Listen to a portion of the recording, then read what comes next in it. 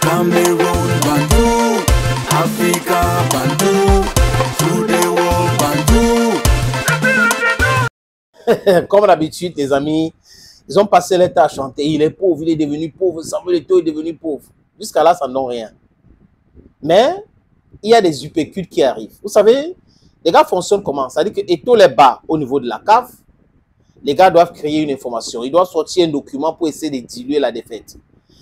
Il les tape ici, ils sortent un autre document pour dire qu'il a essayé de détourner et tout. Donc, c'est toujours comme ça, de diluer les propres défaites. Ils ne sont pas dans la vérité. Ils sont toujours dans le mensonge. On retrouve des gens qui n'arrivent pas à régler leurs propres factures. On retrouve des gens qui ont des difficultés à manger. On retrouve des gens qui ont passé des mois sans recevoir leur salaire. Mais ceux-là sont dans la haine. Dans la haine totale. Pour quelle raison, les amis? Je ne sais pas. Vous pouvez aller les poser. C'est à croire que ceux qui ont réussi ou qui sont en train de réussir leur vie sont à l'origine de leur propre turpitude. Mais des gens qui ont l'argent, qui sont célèbres, comme Samuel Eto'o fils, c'est une bénédiction pour le Cameroun. Mais seulement les gens qui sont des détourneurs de fonds publics ou leurs amis ou leurs frères détestent cela. Il est à l'origine de tout. Donc quand tu les bloques ici pour que tout le monde profite, les gars pensent que tout ne va pas bien. Et ça ne marche pas, ça ne marche pas. Ça ne marche pas chez eux, mais ça marche pour tout le monde. Et c'est le plus important, les amis. Alors où je vous parle, Forbes vient de sortir cette autre information et ça va les énerver encore davantage. Ils seront fâchés. Ils vont aller faire des intelligences artificielles avec les pseudo-informaticiens qui sont en Europe. Quelqu'un me dit que ne tu t'attaques à la diaspora. Jamais de la vie. Je ne peux jamais m'attaquer à la diaspora parce que je connais les difficultés de ceux qui sont dans la diaspora. J'y étais, donc je sais de quoi il est question. Je parle de certaines personnes. Je ne parle pas de la diaspora parce que dans la diaspora, on a des gens dignes. On a des gens bien. La majorité même sont bien. La majorité de ceux qui sont dans la diaspora veulent un vrai changement. Ils sont pour la justice, comme moi d'ailleurs. Les amis, je dis encore que ça va les énerver. Pourquoi? Parce que Forbes vient de donner une information. Samuel Eto'o fils reste le footballeur africain le plus riche, même en retraite. Même en retraite, il reste le footballeur africain le plus riche. Il détient combien en liquide? Combien? 92 millions. Voilà, je regarde les chiffres ici parce que c'est écrit ici. 95 millions de dollars en liquide dans ses comptes bancaires. Mais il suffit de voir comment il fait.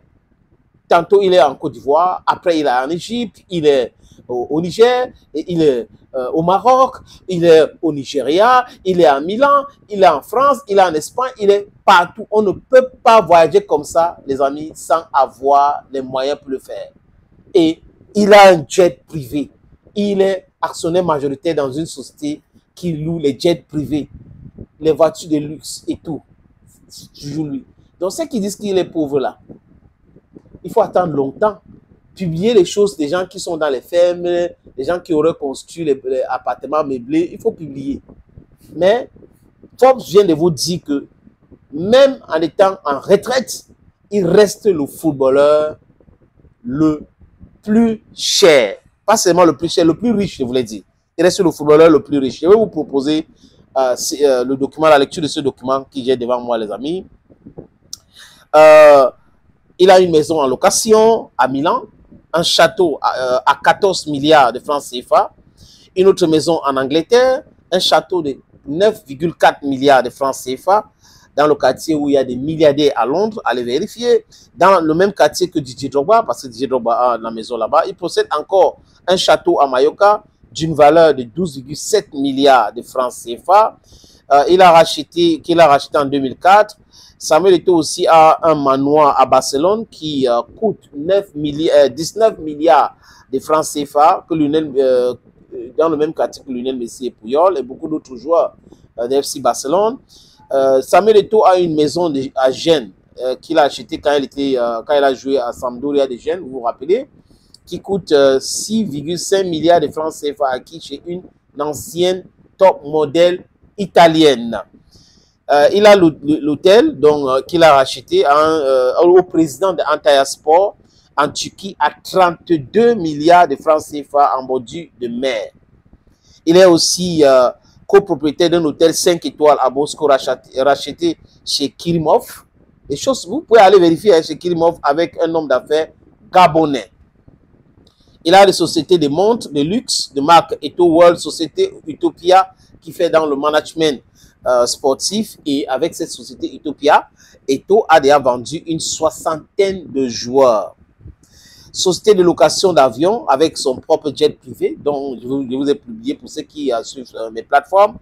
Avec un parc automobile, j'ai publié ce document aussi, ces photos aussi, des 43 véhicules de luxe édition limitée en Côte d'Ivoire. C'est sa femme Georgette qui gère cela.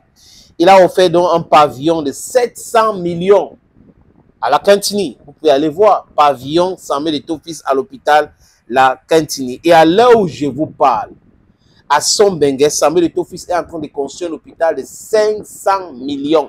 500 millions. Allez vérifier. Donc, selon Forbes, il reste donc le joueur africain le plus riche, même en retraite. Donc, il pèse, comme je l'ai dit tout à l'heure, 95 millions de dollars en liquide. En liquide. Vous connaissez l'Oxyplane, n'est-ce pas? L'Oxyplane aussi, Samuel Eto'o Fils est dedans. Actionnaire majoritaire, en location de jets privés. Voilà celui que les gens sont en train de crier. Il est ruiné, il est ruiné. Il a dit dans une interview que ça ne me dérange pas que l'agent de subvention de l'État, il gère ça. Ça ne me dérange pas, mais que les choses soient claires. Que les choses soient claires, que c'est eux qui gèrent ça. Pas que demain, on commence à me demander les comptes ou manipuler l'opinion publique. Vous avez compris, les amis. Thank you, friends, and bye-bye.